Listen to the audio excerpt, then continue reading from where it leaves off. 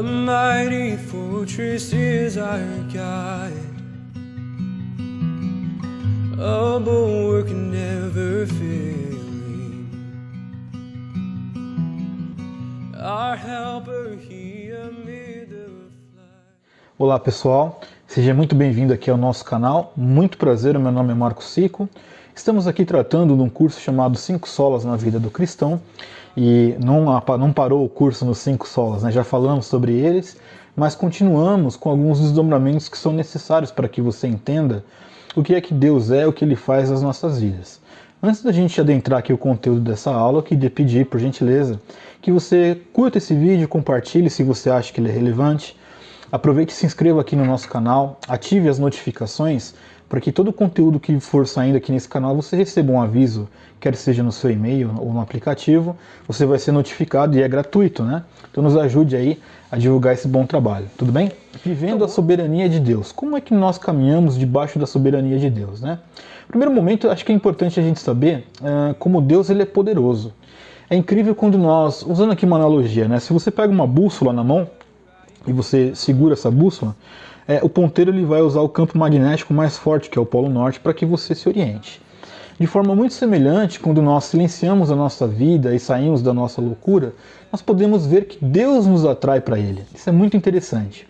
A soberania de Deus então se manifesta com esse tipo de poder. Porém, quando nós lemos a palavra de Deus, né, lá no Antigo Testamento, por exemplo, o povo de Israel chega até Deus no Monte Sinai, e ali o poder de Deus, né, eles tinham medo de ser consumidos por este poder de Deus. Isso é muito interessante você notar. Até aqui no livro que nós usamos como base para esse curso, né, o bispo Giuseppe Rossello ele faz uma analogia bem interessante. É que o poder de Deus é como se fosse, né, guardadas as proporções do sol.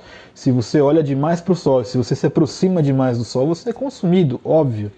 Mas, então, para nós vivermos debaixo da soberania de Deus, significa que é meramente o poder de Deus que nós entendemos? Claramente que não.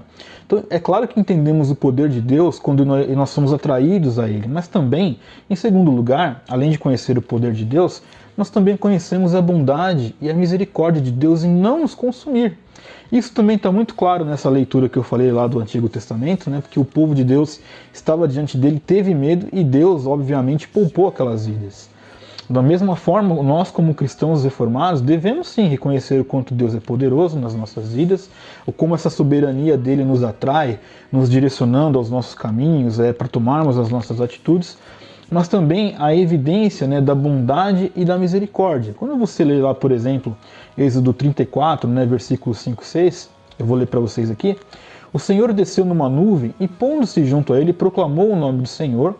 E tendo o Senhor passado diante de Moisés, proclamou: Senhor, Senhor, Deus misericordioso e compassivo, tardio em irar-se, cheio de bondade e fidelidade. Então, claro, Deus é poderoso, ninguém pode evidentemente negar esse fato, né? Porém, a sua bondade, né, não é somente o seu poder, mas também é a sua misericórdia. Então, o poder de Deus nos invade quando nos atrai para si, demonstrando o quanto Ele é poderoso, mas também o quanto Ele é misericordioso para conosco, né? Tem aqui uma citação bem interessante, né, que o Spurgeon fez num dos seus sermões, que eu vou pegar para vocês aqui, acho bem bacana. O Charles Spurgeon ele uniu dois atributos de Deus, falando do seu poder e da sua misericórdia, chamando soberanamente clemente. Vou ler aqui para vocês o trecho, tá certo? Abre aspas. Coloca os dois juntos, bondade e soberania, e verás a glória de Deus. Se toma somente a soberania, não entenderá Deus. Algumas pessoas só têm a ideia da soberania de Deus, mas não da sua bondade. Tais ideias são sombrias, severas e mal-humoradas. Deves colocar os dois juntos, que Deus é bom e que Deus é soberano. Deves falar da graça soberana. Deus não é somente graça, Ele é soberano. Ele não é soberano somente, mas Ele é soberano benevolente. Esta é a melhor ideia de Deus. Quando Moisés diz, rogo que me mostres a tua glória, Deus faz que ele pudesse ver que ele era glorioso e que a sua glória era a sua bondade soberana. Fecha aspas. Sermão 3120 de Spurgeon, né? A View of God's Glory, está em inglês, ok? Bom, Deus então ele é poderoso, ele é soberano, né? Poderoso e bondoso também. E podemos também entender que Jesus ele é este prisma soberano, né? Por que nós estamos afirmando isso? Nós temos uma história, que está lá, né, não é meramente uma história, né, mas nós temos um texto bíblico muito interessante e que eu vou ler para vocês aqui, que está lá no Evangelho de Marcos, o capítulo 9, do versículo 17 ao 24. Alguém dentre a multidão lhe respondeu: Mestre, eu te trouxe meu filho que tem um espírito mudo. Onde quer que o apanhe, provoca-lhe convulsões, de modo que ele espuma pela boca, range os dentes e começa a se enrijecer. Eu pedi aos teus discípulos que expulsassem, mas eles não conseguiram. E Jesus lhe respondeu: Ó geração incrédula, até quando estarei convosco? Até quando terei de suportá-los? Traga-me o menino. Então eles o trouxeram. E ao ver Jesus, o espírito imediatamente provocou-lhe uma convulsão. E o endemoniado, caindo ao chão, rolava, espumando pela boca. Jesus perguntou ao pai dele: há quanto tempo isso lhe acontece? Ele respondeu: desde a infância. E muitas vezes o tem lançado no fogo e na água para destruí-lo. Mas se pode fazer alguma coisa, tem compaixão de nós e ajuda-nos. Ao que lhe disse Jesus: se podes, tudo é possível ao que crê. E imediatamente o pai do menino clamou: eu creio, ajuda-me na minha incredulidade, né? Muito bem, onde está a provisão de Deus nessa história, né? Porque tanto o pai e o jovem, né, o pai, né, e o jovem precisavam dessa cura, né, eles precisavam ser libertos desse espírito maligno, né? E o pai não tinha uma fé suficiente, né? Porque ele diz assim, né, ajuda-me na minha descrença, né? Que é a sua oração a Jesus Cristo, né? E ali naquele momento, então, a soberania de Deus em Jesus também é reconhecida, né? Por quê? Porque ele podia curar o jovem e ele podia dar fé ao Pai. E a graça de Deus ali manifesta em Jesus Cristo, né? Ela pode ser observada no fato de que não só ele pode então curar o jovem, como foi o que aconteceu, né? E não que somente ele pode dar a fé ao Pai, não é uma coisa limitada, né? Então não significa que ou Jesus cura ou ele dá fé, ele faz os dois. E isso sim é uma grande revelação da soberania de Deus também manifesta em Jesus Cristo, né?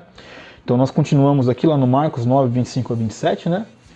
Vendo que a multidão correndo aglomerava-se, Jesus repreendeu o espírito imundo, dizendo: espírito mudo e surdo, eu te ordeno, sai dele e nunca mais entres nele. Então o espírito saiu, gritando e agitando muito, e o menino ficou como se estivesse morto, de modo que muitos diziam: ele morreu. Mas Jesus, tomando pela mão, o levantou e ficou em pé. Muito, muito interessante, né, essa passagem, né? Então nós vemos que a soberania e a graça, elas vêm juntas também no prisma de Jesus Cristo, né? Então a soberania ela é vivida, né, tanto em Deus, né, como também no Filho, né? E está muito claro que viver essa soberania, não entendendo como Deus ele é soberano, poderoso, e também se reflete no que Jesus Cristo fez enquanto esteve aqui na Terra, né? A sua soberania, a sua bondade, o seu poder, né, a sua benevolência.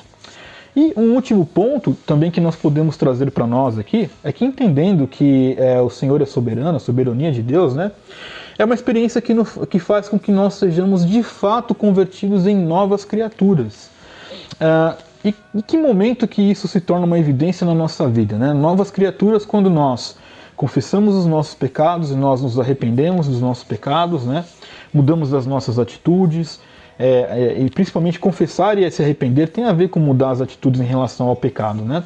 E buscando dali para frente viver realmente para a glória de Deus em todas as coisas, isso é muito importante que possamos entender, né?